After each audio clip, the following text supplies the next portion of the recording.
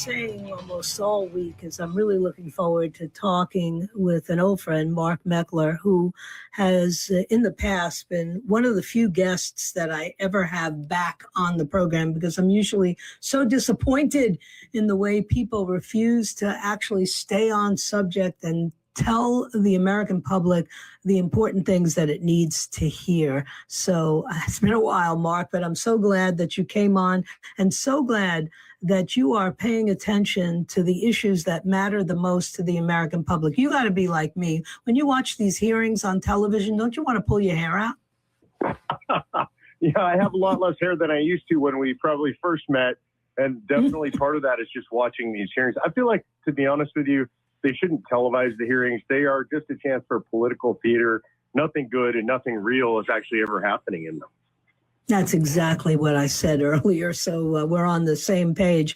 And much like you, I have been watching very closely the new Secretary of Health and Human Services, RFK Jr., because he is actually attending to the things that the American public has been asking questions about for a long time. And our congressional representatives, both in the House and in the Senate, don't seem to care what's best for the American people.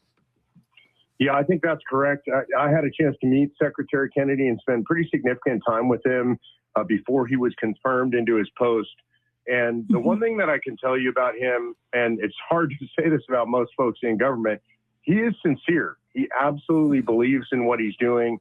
He's willing to put himself and his reputation, his professional career, actually his life on the line to do the things he believes in. I find him very refreshing. Yeah, I actually knew him when we were both young people, and he was the same then as he appears to be today. Now, granted, he went through some pretty serious, hard things in life, addiction and all the rest of it. And I am, sympathetic to that, but it never changed his basic understanding of what most people are confronted with living in America: the overuse of medications, the vaccination schedules that made no sense at all. So I was thrilled when he was nominated and surprised that he actually got confirmed. But now I'm watching, and they are getting in the way of everything he and the president are trying to do. And what's being exposed is what your email said to me the other day. Executive orders are not enough to get policy changes that will last. And I want to back up almost everything that he's doing with permanent change. And the way that we get permanent change is to get the federal government out of the business of healthcare. They were never intended to be involved in healthcare. It's, in my opinion, completely unconstitutional. It's a stretch of constitutional power done by the courts. And the best way to fix all this stuff permanently, again, I love what he's doing, but then we need to ensconce these changes in the Constitution by removing the power of the federal government to engage in this kind of behavior. Mm-hmm.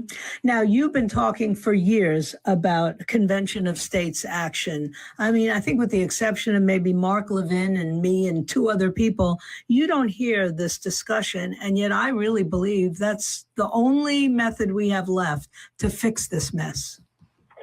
Yeah, although I think it's changing, Joyce. With this administration, the president has actually posted it on Truth Social. You have Pete Hegseth is in public support, Marco Rubio, Brooke Rollins, our ag secretary. You have Mike Huckabee, obviously ambassador to Florida. Caroline Leavitt is in favor of it. And so you've got a lot of people in the core of the administration that are in favor of the idea of calling a convention of states. And it's not because they don't think that they can do a good job in D.C. They just understand that the majority of what they can do in D.C. is not enough, and it's not going to be permanent. Right.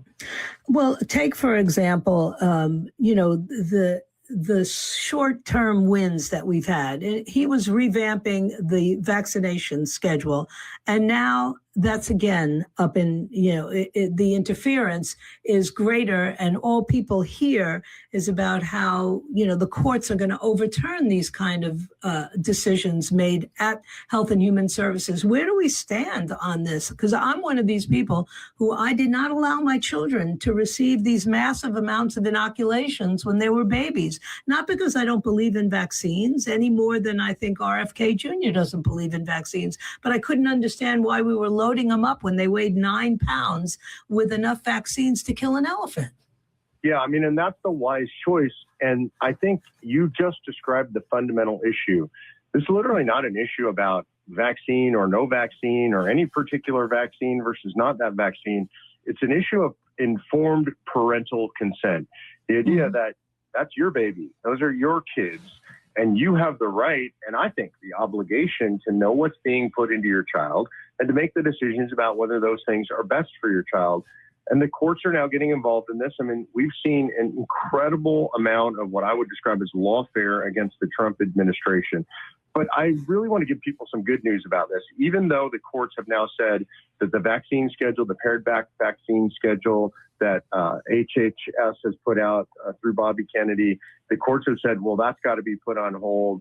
He's got his vaccine approval panel that they don't like the way it's constituted now. That's got to be put on hold. But the administration has been winning these litigations. Despite the amount of lawfare against them, it's an extraordinary number. Honestly, over 2/3 of them are being won by the administration. It's a huge number. That's double the number they were winning during the first administration. It's more than the Biden administration was winning in litigation against them. And it's even more. Sometimes they go into something called an emergency docket, and that's the Supreme Court's docket when something moves right up to the Supreme Court. They're winning between 80 and 90% of those. And so I think the good news is, especially in this case, while the vaccine schedule, the new schedule may be on hold, I think that's just a speed bump. I think that's going to get overturned in the interim courts. This judge, by the way, has already been overturned a couple of times when he's tried to smack down the Trump administration. So I think we are going to see that move forward. Well, let me ask you this question, because I think that most people really don't understand how time is a very important element when we have these discussions. And if you have legal battles that consume the time of an agency like Health and Human Services, they're not able to do what they're actually there and intended to do.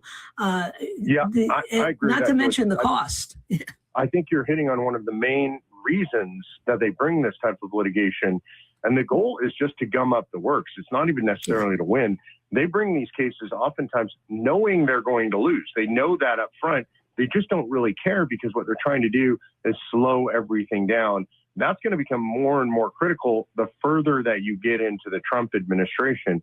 You know, when you're in year 3 and year 4 of the administration and you can gum up the works with these litigations, well, then you actually permanently stop some of the things that they're trying to do. Yeah, and that's my concern, because as soon as the other party gets into power, which happens, pretty regularly, we switch back and forth. That's something the American people like, divided government, no matter what we say. Then what ends up happening is these things are lost for 4 or 8 years. And, there's a tremendous risk. I look around me at the level of illnesses that young people are going through. And I'm just going to throw this out. It wasn't something we were going to discuss today. But thanks to this COVID vaccine, I'm looking at, short-term problems in young people's health. I mean, an increase in pancreatic cancer in people under the age of 30, and nobody wants to talk about it. Heart disease elevated after vaccinations and after COVID. We can't even attend to these things while we're busy fighting stupid battles. Yeah, and it's amazing to me, Joyce, that this has become a partisan issue, because all Americans should just look at this and care about the health of not just kids, but everybody. You're describing a broad spectrum problem that we're seeing post-COVID vaccination, which is the rate of what we call excess deaths is extraordinary right now. Excess deaths are the deaths above and beyond the numbers that we would expect in a normal given year. They're way up, and we don't have an explanation for it. I should say a scientific explanation. I agree with you. There's a lot of evidence pointing to COVID vaccinations, but folks on the left seem to be offended by even having that discussion. It's weird that the health of the American people has become a partisan issue. I think it's very unhealthy. Yeah, to say the least. But, thank God there are some voices out there. How many states do we now have? I think the most recent was Kansas, right, in the COAs, in the Convention of States? So that brings us to 20 states. A total of 34 states are necessary to call the convention, so we're well on our way. We're looking at probably another 2 to 3 states here in the coming few months. Ohio is really in the gate right now. North Carolina, we've already passed the House, and we're looking at the Senate right now. I think that'll happen probably in April. So we're going to probably be at 24 states here before you can blink. Boy, I hope so. But again, I have never seen an American public that doesn't understand. I know you have to leave. You got some other interviews, but let me end with this one question to you.